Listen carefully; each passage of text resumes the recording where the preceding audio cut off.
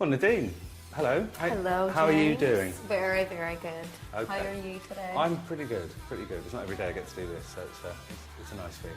Anyway, let's talk about you. Yes, And okay. specifically your solo album. It's called Insatiable. It's out in November, is that right? Yes. Now, I've heard the single, really good. It's a different sound to Girls Aloud sound. Is the whole album different to the kind of material that you did with Girls Aloud?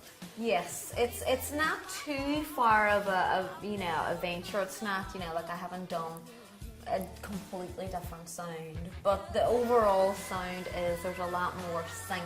I'm singing a lot more on this than It's I have only done. one of you, isn't it? There's only one of me, Yeah. so it's easier to keep it consistent. I'm able to do ad-libs and from writing the stuff myself, I know what I can do and not do, so I can kind of fill it up with all the good stuff that I want to be doing. I was going to ask you about writing, actually. Is this the first time that you've written material?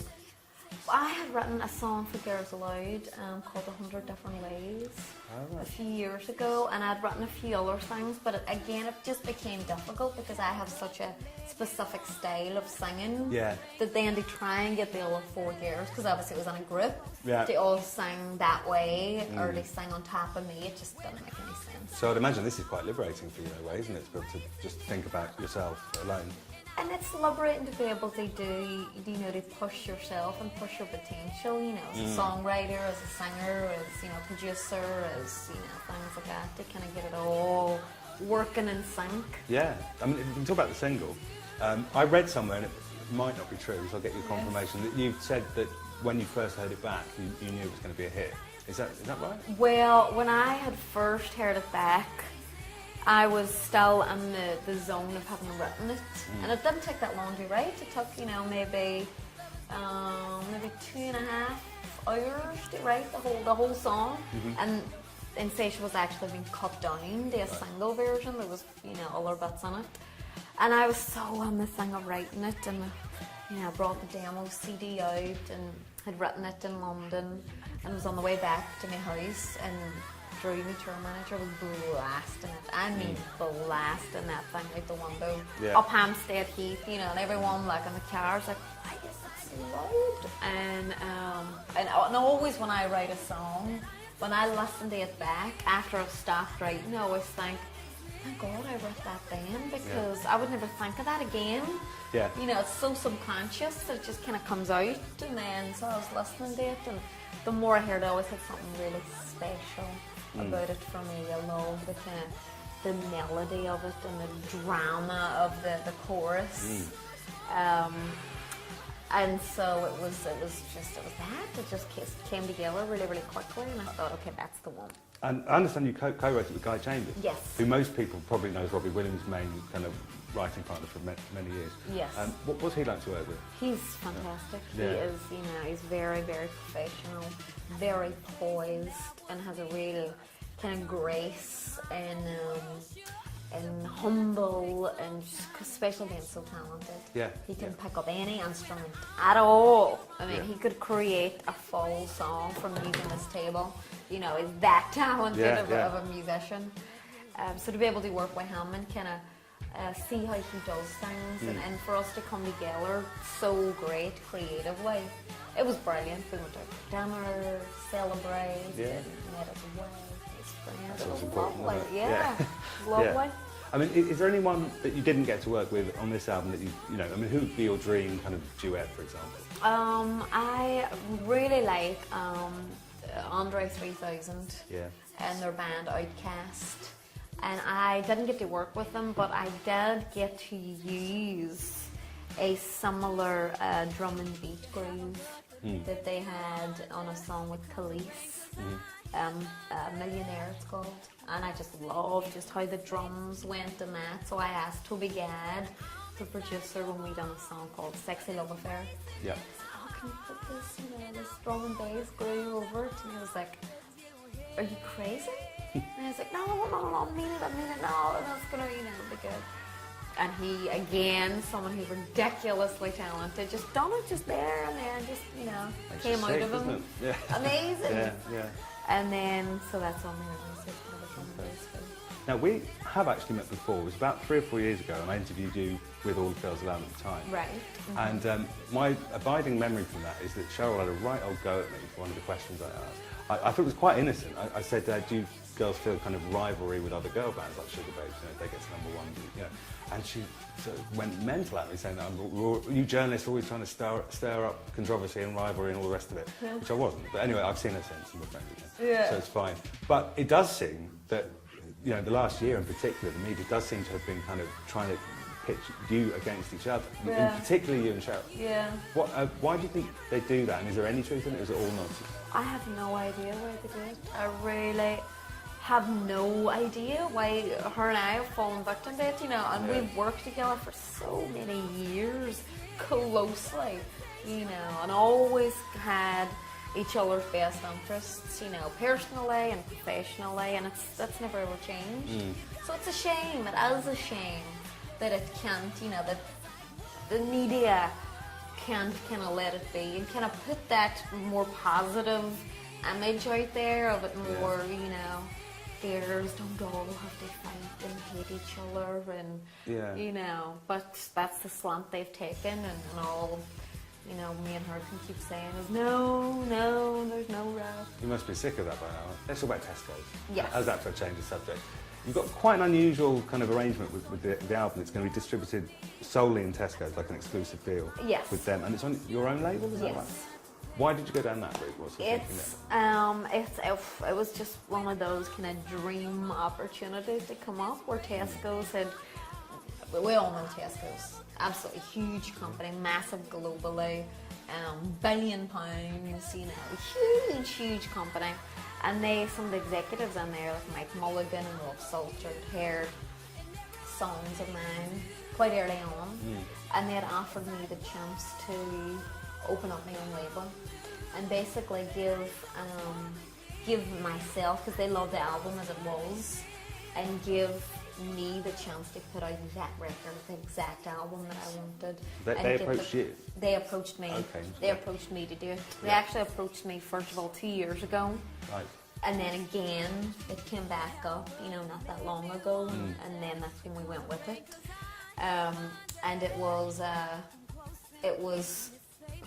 just, okay, you open your own label, you're in control, you do videos, and they have a huge presence in the marketing world, TV, radio, you know, and it's just so convenient that you can go on there, and that's where I bought my CDs for the last few physical CDs that I bought. They were all on Tesco's. You know, it's kind of a lifestyle where you're thinking about cooking something, you're shopping around, you know, you're there's Nadine's album. Do this, there's Nadine's, or there's, you know, whoever it may be. Yeah.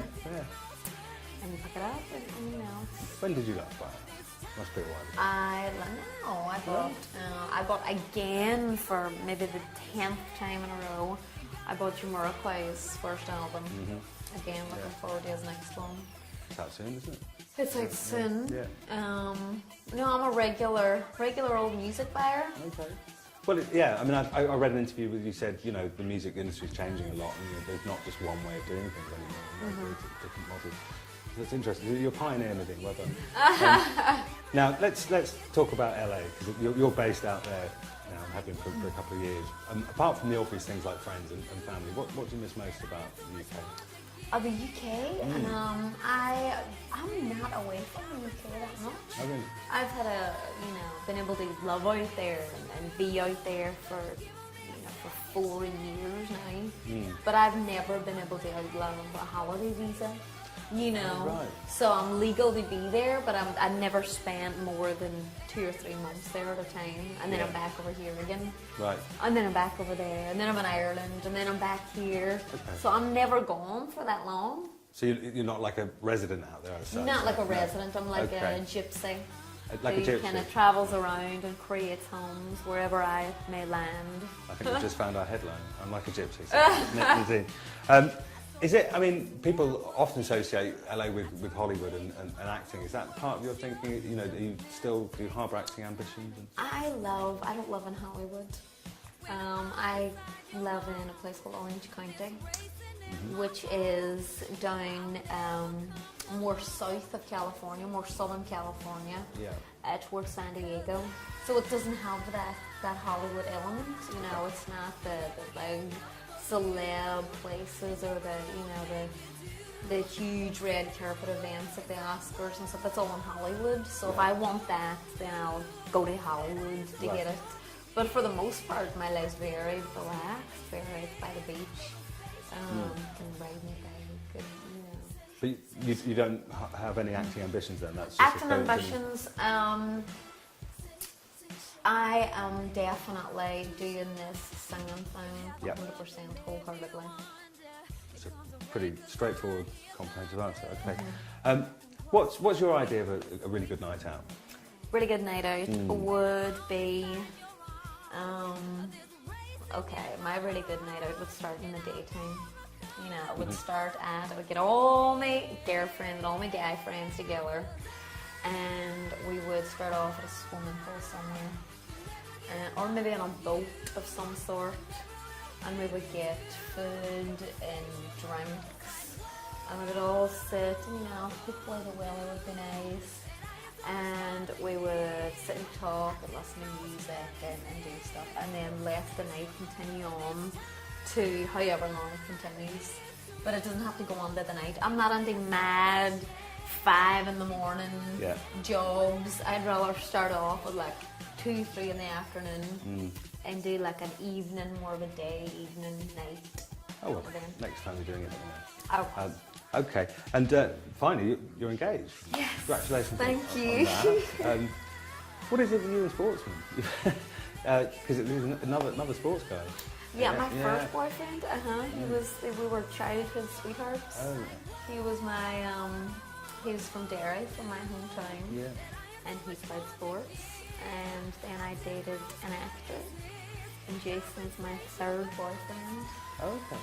And we got engaged. Very romantic. Yeah, very romantic. Have you set a date yet, or is it just no, we haven't set a date. I'm just getting used to being engaged. Yeah, no, that's excellent. I'm like, I'm like, yeah. That's right.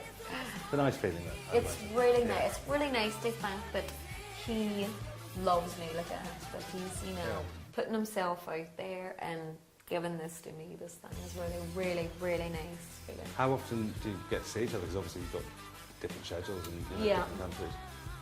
He's in London at the moment with me, so he came over, he flew over with me. Okay. And we had a nice time on the plane. We're going to go to New York on Sunday.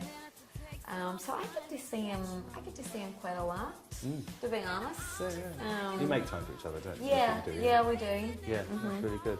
Okay, just finally, we're asking, although it's only September, we're asking everyone this. What do you want for Christmas? What I want for Christmas? I want to see my house in Ireland all needs fixed up because it got some water damage. So what I want for Christmas, for my mommy's sake, before she loses her mind, is to get the house fixed up, get it all decorated, just how she would do it. You know, the big huge wreaths outside and all the, you know, big trees and all, and have everybody back in Ireland for Christmas. I was going to ask you, do you know where you're going to be? But it sounds like you're going to be in Ireland. I want to be in Ireland because I spent, I think, 3 or 4 years in LA. Yeah. And as great as it is, last year I ended up cooking Christmas dinner in the restaurant for everybody. Right. So this year we've got to keep it back to Ireland for Christmas. Lovely. Well, on that note, happy Christmas. Thank you, and to you. Very nice to speak to you.